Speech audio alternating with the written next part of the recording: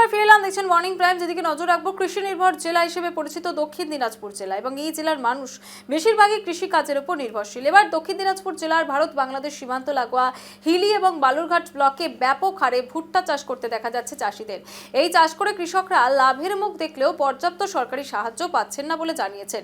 অন্যদিকে জেলা কৃষি আধিকারিক জানান, ভুট্টা চাষের ক্ষেত্রে সরাসরি কোনো সরকারি সাহায্য নেই বললেই চলে, তবে সরকার ভুট্টা চাষের জন্য বিভিন্ন যন্ত্রপাতি সাবসিডিতে দিয়ে থাকে। কৃষকরা আবেদন করলেই সেই সমস্ত যন্ত্রপাতি পাবেন। দক্ষিণ দিনাজপুর জেলার কৃষকরা তারা কিন্তু আবেদন করলেই সমস্ত যন্ত্রপাতি পাবেন, এমনটা জানানো হয়েছে। পর্যাপ্ত সরকারি সাহায্য প্রদানের অনুরোধ চাষিদের, এবং সেখান থেকে উঠে আসছে পর্যাপ্ত সরকারি সাহায্য প্রদানের অনুরোধ চাষিদের। কৃষি নির্ভর জেলা হিসেবে পরিচিত দক্ষিণ দিনাজপুর, এই জেলার মানুষ বেশিরভাগই কৃষিকাজের উপর নির্ভরশীল। এবার দক্ষিণ দিনাজপুর জেলার ভারত বাংলাদেশ সীমান্ত লাগোয়া হিলি এবং বালুরঘাট ব্লকে ব্যাপক হারে ভুট্টা চাষ করতে দেখা যাচ্ছে চাষিদের, এবং এই চাষ করে কৃষকরা লাভের মুখ দেখলেও পর্যাপ্ত সরকারি সাহায্য পাচ্ছেন না বলে জানিয়েছেন। অন্যদিকে জেলা কৃষি আধিকারিক জানান, ভুট্টা চাষের ক্ষেত্রে সরাসরি কোনো সরকারি সাহায্য নেই বললে চলে, তবে সরকার ভুট্টা চাষের জন্য বিভিন্ন যন্ত্রপাতি সাবসিডিতে দিয়ে থাকে। কৃষকরা আবেদন করলেই সেই সমস্ত যন্ত্রপাতি পাবেন।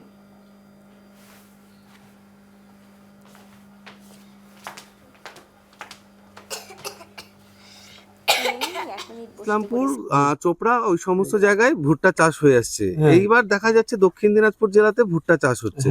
কতটা লাভদায়ক আর কেন এবার ধরলেন এই ব্যবসা?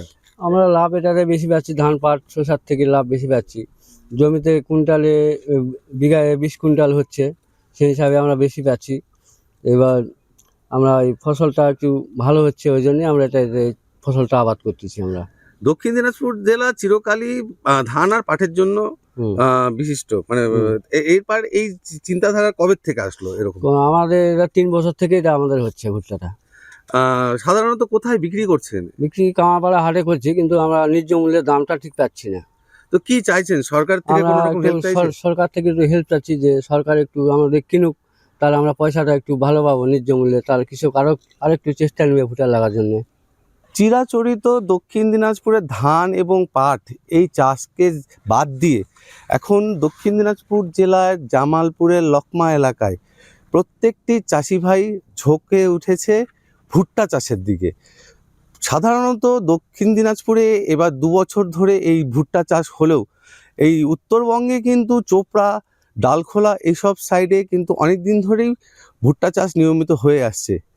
এই ভুট্টা চাষ এখন নতুন দিশা দেখাচ্ছে এখানকার স্থানীয় কৃষকদের। তাদের দাবি, শুধুমাত্র সরকার যদি একটু নজর দেয় এই ভুট্টা চাষের দিকে, তাহলে কিন্তু তারা আরও বাজারের দাম নতুনভাবে আবার পেয়ে থাকবে। পাশাপাশি তারা কিন্তু এও দাবি করেছে যে ভুট্টা বাজার, ভুট্টা মার্কেট সাধারণত এই জেলায় নেই। বাইরের থেকে যদি কোনো ফোরে বা দালালের মাধ্যমে যদি তারা নিতে পারে, তারা পরিবর্তিত যে দামটা আবার তারা পাবে, ভুট্টার কিন্তু ঝোঁক এই জেলাতে ধীরে ধীরে আবার বাড়তে দেখা যাবে। সাধারণত ধান চাষ, পাট এই সমস্ত চাষের ক্ষেত্রে যত খরচা বা যত খাটনি হয়ে থাকে, তার তুলনায় কিন্তু ভুট্টা চাষে যথেষ্টই লাভজনক দেখা যাচ্ছে বলে জানা যাচ্ছে এই লকমা এলাকার কৃষকরা। দক্ষিণ দিনাজপুর থেকে শঙ্কু কর্মকার, নিউজ লাইভ বাংলা।